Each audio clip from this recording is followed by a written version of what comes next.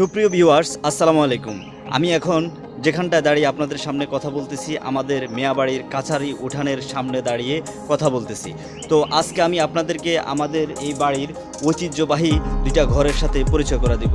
এই ঘর দুইটার বয়স প্রায় 100+ হবে। তো চলুন দেখাই আপনাদেরকে। এই হচ্ছে সেই ঘর, যে ঘরে একসময় আমরা ছোটবেলায় আরবি পড়তাম, বাংলাও পড়তাম। এখানে হুজুর ছিল, মাস্টার ছিল।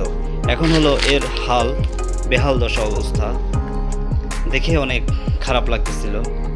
এই হলো এটার অবস্থা। এটা হচ্ছে আমাদের আরেকটি কাছারি ঘর। তো চলুন যাই দেখি এর ভিতরের অবস্থা কি। এর অবস্থা ওই ঘরের থেকে আরও বেশি জরাজীর্ণ হয়ে আছে, দেখে খুব খারাপ লাগতেছিল। আসলে কিছুই করার নেই। আমাদের হয়তো সম্পর্কের কোথাও একটা গ্যাপ তৈরি হয়েছে, যার জন্য এই দুটি ঘরের আজকের এই অবস্থানে এসে দাঁড়িয়েছে। তো দোয়া করবেন সবাই, সব কিছু যেন আগের মতো ঠিকঠাক হয়ে যায়। এটা হচ্ছে আমাদের পাঞ্জেখানা মসজিদ, আর এর পাশেই হচ্ছে কি বলে আমাদের গাটলা, আর হচ্ছে পুকুর। এই তো তো ভালো থাকবেন সবাই, দোয়া করবেন। আল্লাহ হাফেজ।